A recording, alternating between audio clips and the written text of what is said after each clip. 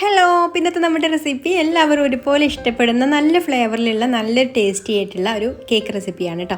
അപ്പോൾ നമുക്ക് എങ്ങനെയാണ് ഈ കേക്ക് തയ്യാറാക്കുക എന്നുള്ളതൊന്ന് നോക്കാം. അപ്പോൾ ആദ്യം തന്നെ നമുക്ക് കേക്കിന് വേണ്ട ഡ്രൈ ഇൻഗ്രീഡിയൻസ് ഒക്കെ ഒന്ന് അരിച്ചെടുക്കണം. അപ്പോൾ അത് ഞാനിവിടെ 1/4 കപ്പ് മൈദയാണ് കേട്ടോ എടുത്തിട്ടുള്ളത്. അത് അരിപ്പയിലേക്ക് ഇട്ട് കൊടുത്തിട്ടുണ്ട്.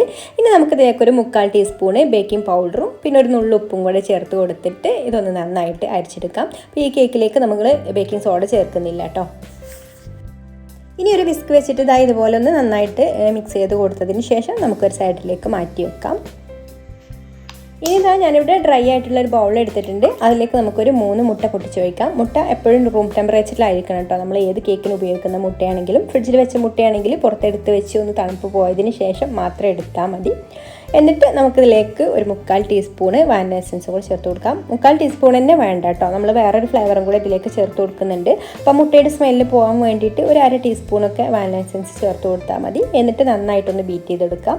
ഈ മുട്ടയും വാനില എസൻസും കൂടെ ഒന്ന് ഇതുപോലെ ബീറ്റ് ചെയ്തെടുക്കുന്ന സമയത്ത് ആ മുട്ടയുടെ സ്മെല്ലൊക്കെ ഒന്ന് പോയി കിട്ടും. എന്നിട്ട് നന്നായിട്ടൊന്ന് ബീറ്റായി, അതായത് ഇതുപോലെ കുറച്ചൊരു വലിയ ബബിൾസ് വരുന്ന സമയത്ത് നമുക്കിതിലേക്ക് പഞ്ചസാര പൊടിച്ചത് കുറേശ്ശെയായിട്ട് ചേർത്ത് കൊടുക്കാം. അപ്പോൾ ഞാനിവിടെ പഞ്ചസാര എടുത്തിട്ടുള്ളത് 1/3 കപ്പാണ് കേട്ടോ. അതായത് 1/4 കപ്പിൻ്റെ പകുതി പഞ്ചസാര എടുത്തിട്ടാണ് പൊടിച്ചെടുത്തിട്ടുള്ളത്.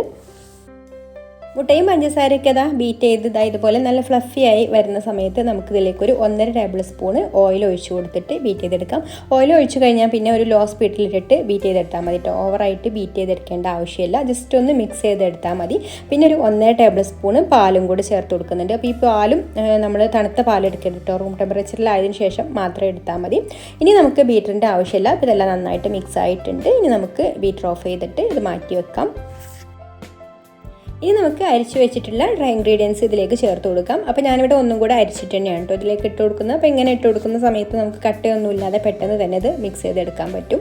അപ്പോൾ ഒത്തിരി ഇട്ട് കൊടുക്കണ്ട കേട്ടോ, കുറേശ്ശെ ആയിട്ട് ഇട്ട് കൊടുത്താൽ മതി. ഒരു 2-3 ബാച്ചൊക്കെ ആയിട്ട് ഇട്ട് കൊടുത്തിട്ട് ഇതുപോലെ മിക്സ് ചെയ്ത് കൊടുക്കാം. ഇപ്പോൾ ഞാനിതിലേക്ക് മുഴുവൻ പൊടിയും ചേർത്ത് കൊടുത്ത് മിക്സ് ചെയ്ത് കൊടുത്തിട്ടുണ്ട് കേട്ടോ. പിന്നെ ഇതിലേക്കൊരു 2-3 ഡ്രോപ്പ് ബട്ടർസ്കോച്ചിൻ്റെ എസൻസും കൂടെ ചേർത്ത് കൊടുക്കുന്നുണ്ട്. അതും കൂടെ ചേർത്ത് കൊടുത്ത് ഒന്ന് മിക്സ് ചെയ്ത് കൊടുത്തിട്ട് നമുക്കിത് ബേക്കിംഗ് ടിന്നിലേക്ക് ഒഴിച്ചു കൊടുക്കാം. പിന്നെ കേക്ക് ബാറ്ററിൽ വേണമെങ്കിൽ നമുക്ക് യെല്ലോ കളർ ചേർത്ത് കൊടുക്കാം കേട്ടോ. അപ്പോൾ ഞാനിവിടെ യെല്ലോ കളറൊന്നും ചേർത്ത് കൊടുക്കുന്നില്ല. ഞാനൊരു 6 ഇഞ്ചിൻ്റെ ടിന്നിലേക്കാണ് കേട്ടോ ഇത് ഒഴിച്ചു കൊടുക്കുന്നത്. അപ്പോൾ അത് ആ ടിന്നിൻ്റെ സൈഡിലും അടിയിലൊക്കെ ആയിട്ട് ബട്ടർ പേപ്പറും കൂടെ വെച്ച് കൊടുത്തിട്ടുണ്ട്, ഓയിലൊന്ന് ഗ്രീസ് ചെയ്ത് കൊടുത്തതിന് ശേഷം. ഇനി നമുക്കിതൊന്ന് ടാപ്പ് ചെയ്ത് കൊടുത്തിട്ട് ബേക്ക് ചെയ്യാനായിട്ട് വെക്കാം. അപ്പോൾ എങ്ങനെയാണോ ബേക്ക് ചെയ്തെടുക്കുന്നത് അതുപോലെ ബേക്ക് ചെയ്തെടുക്കാം കേട്ടോ. അപ്പോൾ നമ്മൾ ഓവനില്ലാതെയൊക്കെ ബേക്കിങ്ങിൻ്റെ റെസിപ്പികളൊക്കെ ഒരുപാട് ചെയ്തിട്ടുണ്ട്. അപ്പോൾ ഞാനിപ്പോൾ അത് കാണിക്കുന്നില്ല. അപ്പോൾ ഞാനിത് ബേക്ക് ചെയ്യാനായിട്ട് വെക്കുകയാണ്. ഇപ്പോൾ ഞാൻ ഓവനില്ലാതെയാണ് കേട്ടോ ബേക്ക് ചെയ്യുന്നത്.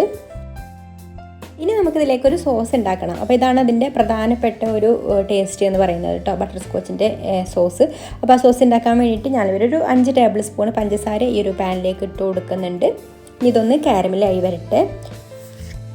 ഇപ്പോൾ പഞ്ചസാര മെൽറ്റായി നല്ലൊരു ഗോൾഡൻ കളറായി വന്നിട്ടുണ്ട്. ഈ ഒരു സമയത്ത് നമുക്കിതിലേക്കൊരു 1 ടേബിൾ സ്പൂൺ ബട്ടർ, ഉപ്പില്ലാത്ത ബട്ടറാണ് ഇപ്പോൾ ചേർത്ത് കൊടുക്കുന്നത്.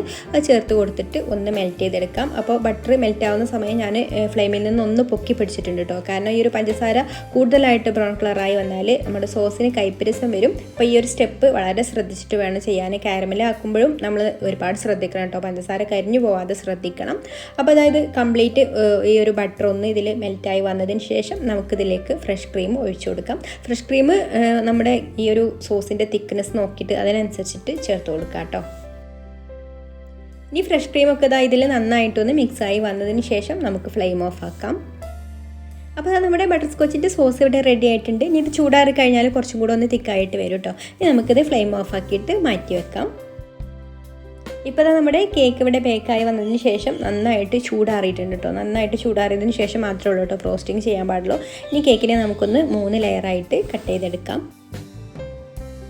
ഇനി നമുക്ക് കേക്ക് ക്രീം ചെയ്യാൻ വേണ്ടിയിട്ട് കേക്ക് ബോർഡിൽ അല്പം ക്രീമാക്കി കൊടുത്തിട്ടുണ്ട് കേട്ടോ. എന്നിട്ട് നമുക്ക് ഫസ്റ്റ് ലെയർ കേക്ക് വെച്ച് കൊടുത്തിട്ട് ഷുഗർ സിറപ്പ് ഒഴിച്ചൊന്ന് വെറ്റാക്കിയതിന് ശേഷം ക്രീം സ്പ്രെഡ് ചെയ്ത് കൊടുക്കാം.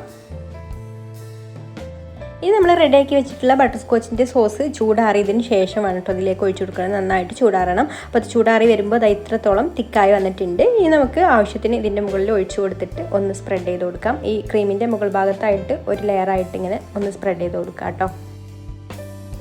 പിന്നെ ഇതിൻ്റെ മുകളിലായിട്ട് പ്രളയനും കൂടി ഇട്ട് കൊടുക്കുന്നുണ്ട്. പ്രളയൻ എന്ന് പറഞ്ഞാൽ ഒന്നുമില്ല, നമ്മൾ പഞ്ചസാര കാരമലാക്കിയിട്ട് അതിൽ കുറച്ച് കാഷ്യൂ ഇട്ട് അതൊന്ന് കട്ടയായിട്ട് വന്നതിന് ശേഷം നമ്മൾ വേറൊരു ബട്ടർ പേപ്പറിലേക്കോ അല്ലെങ്കിൽ സ്റ്റീൽ പ്ലേറ്റിലേക്കോ മാറ്റിയിട്ട് അതൊന്ന് കട്ടയായി വന്നതിന് ശേഷം ഒന്ന് ക്രഷ് ചെയ്തെടുത്തതാണ് കേട്ടോ പ്രളയൻ. അപ്പോൾ അതൊക്കെ നമ്മൾ മുന്നേ വീഡിയോ ഒക്കെ ചെയ്തതാണ്.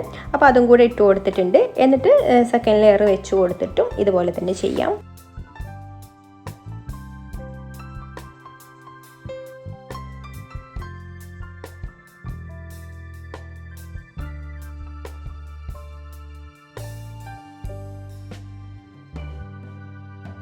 ഇപ്പോൾ മൂന്നാമത്തെ ലെയറും കേക്കും വെച്ച് കൊടുത്തിട്ട് വെറ്റ് ചെയ്തെടുത്തിട്ടുണ്ട്. ഇനി കേക്കിന് ഫുള്ളായിട്ടൊന്ന് ക്രം കോട്ടിങ് ചെയ്തെടുക്കുകയാണ്. അപ്പോൾ അതാ കേക്ക് ഞാൻ ക്രം കോട്ടിങ് ചെയ്തെടുത്തിട്ടുണ്ട്. ഇനി ഇത് ഫ്രിഡ്ജിൽ വെച്ചൊന്ന് സെറ്റ് ആയതിനു ശേഷം പിന്നെ നമുക്ക് ഫൈനലായിട്ടുള്ള കോട്ടിങ് കൊടുക്കാം. അപ്പോൾ അതാ ഫ്രിഡ്ജിൽ നിന്ന് പുറത്തെടുത്തിട്ടുണ്ട് കേട്ടോ. ഇനി നമുക്ക് അത്യാവശ്യം നല്ല തിക്കായിട്ട് തന്നെ ക്രീം വെച്ചിട്ട് കവർ ചെയ്തെടുക്കാം.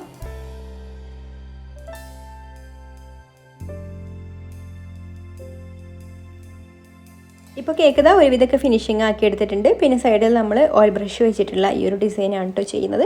പിന്നെ മുകൾ ഭാഗത്ത് പിന്നെ നമ്മൾ സോസ് ഒഴിച്ചെടുക്കുന്നത് കാരണം ഒരുപാട് അങ്ങ് ക്ലിയർ ആക്കിയിട്ടില്ല, ഇത്രയും തന്നെ മതി. സൈഡ് നമ്മൾ നന്നായിട്ടൊന്ന് ക്ലിയർ ആക്കി എടുത്തിട്ടുണ്ട് കേട്ടോ. പിന്നെ അതുപോലെ ഒരു ബോർഡറും കൂടെ കൊടുക്കുന്നുണ്ട്. എന്നിട്ട് ഈ ഒരു ക്രീം നന്നായിട്ട് സെറ്റ് ആയതിന് ശേഷമാണ് കേട്ടോ പിന്നെ കേക്ക് പുറത്തെടുത്തിട്ട് സോസ് ഒഴിച്ചു കൊടുക്കുന്നത്. പിന്നെ നിങ്ങൾക്ക് ഈ വീഡിയോ കണ്ടിട്ട് ഇഷ്ടമായിട്ടുണ്ടെങ്കിൽ ഒന്ന് ലൈക്ക് ചെയ്യാൻ മറക്കരുത്. ഇഷ്ടപ്പെട്ടിട്ടില്ലെങ്കിൽ ഡിസ്ലൈക്കും ചെയ്യാം. അതുപോലെ തന്നെ നിങ്ങളുടെ അഭിപ്രായങ്ങളൊക്കെ താഴെ കമൻറ്റ് ചെയ്യാം. പിന്നെ ഈ ചാനൽ സബ്സ്ക്രൈബ് ചെയ്യാതെ കാണുന്നവരാണെങ്കിൽ ഒന്ന് സബ്സ്ക്രൈബും കൂടെ ചെയ്തിട്ട് സപ്പോർട്ട് ചെയ്യണേ. അപ്പോൾ ഇനി മറ്റൊരു നല്ല വീഡിയോ ആയിട്ട് വീണ്ടും കാണാം. Thank you for watching.